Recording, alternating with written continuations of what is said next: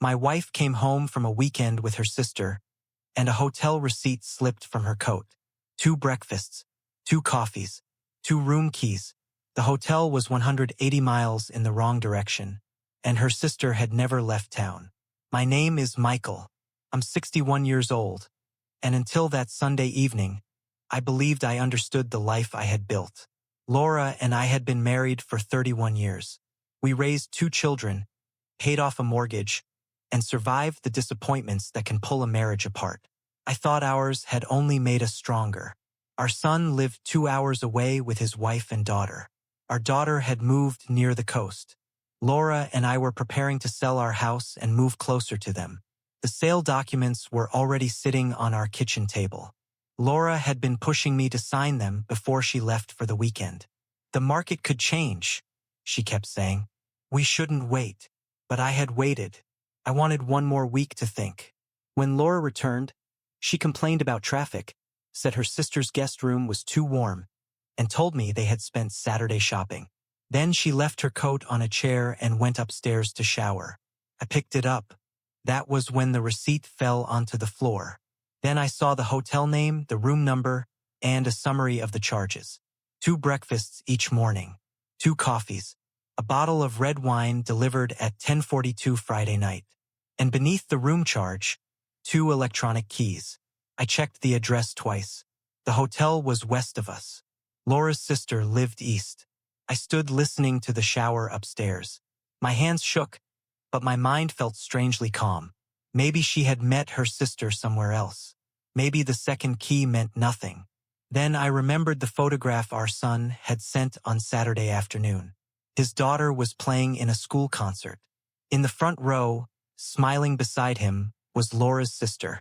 While Laura was supposedly shopping with her, her sister was attending a concert 90 minutes from her own home and nearly 4 hours from that hotel.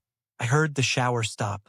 I folded the receipt, placed it in my pocket, and made tea. Laura came downstairs and kissed my cheek. She talked about a jacket her sister had supposedly bought. I nodded. Then, before she had even finished her tea, she tapped the sale contract on the table. "Can we sign this tomorrow?" she asked. That was the moment the affair stopped being the only thing on my mind. If she planned to leave me, why was she so desperate to sell our home first? I told her I needed another day. That night, after she fell asleep, I checked the accounts we shared. Our highway toll account showed her car entering the road toward the hotel on Friday afternoon. It showed the same car returning Sunday morning. Our savings account showed small transfers over 6 months to an account I did not recognize. Together, they totaled almost $14,000.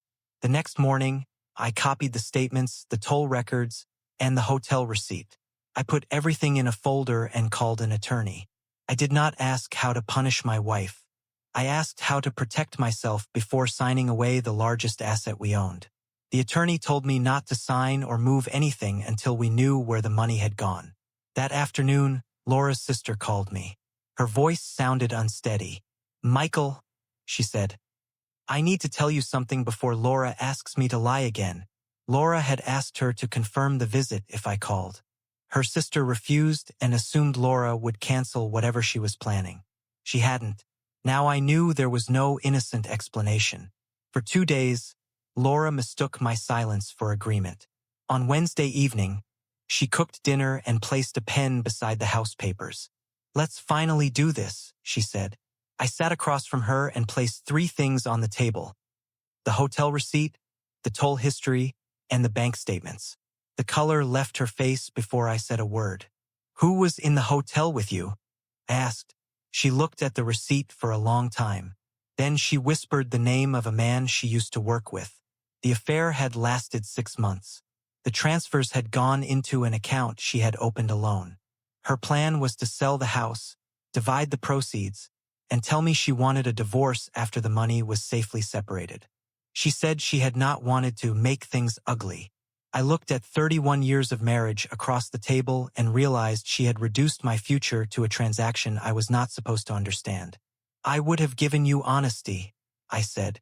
"You were preparing to give me paperwork." She cried. She apologized. Then she asked whether we could still sign the sale and deal with everything afterward. I slid the unsigned contract back toward her. No, I said. You don't get to choose the order anymore. 8 months later, our divorce was final. The missing money was accounted for. I kept the house until every agreement was signed and every number was visible. Then I sold it. Not because Laura had rushed me, because I was ready. I bought a smaller place 40 minutes from my son and close enough to the coast that my daughter visits on weekends. On Sunday mornings, my granddaughter sits across from me at a little kitchen table and orders far more pancakes than she can eat. Sometimes, when I pour the second cup of coffee, I think about that hotel receipt. It did not end my marriage. It only showed me that my marriage had already ended, and gave me enough time to protect the life that came after it.